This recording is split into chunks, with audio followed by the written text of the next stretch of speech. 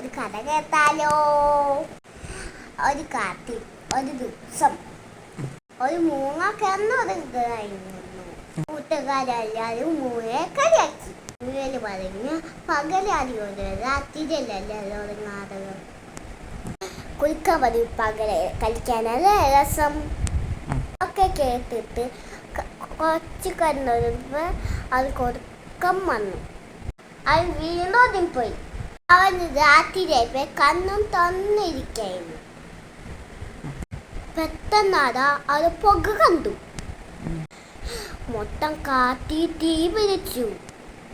എല്ലാരും ഭയങ്കര ഒക്കത്തിലായി. എല്ലാരെ വിളിച്ചു, എനിക്ക് തീ പിടിച്ചു, ഓടിക്കോ ഓടിക്കോ, രക്ഷപ്പെട്ടോ. ഞാൻ ചാടിച്ച് ഓടി രക്ഷപ്പെട്ടു.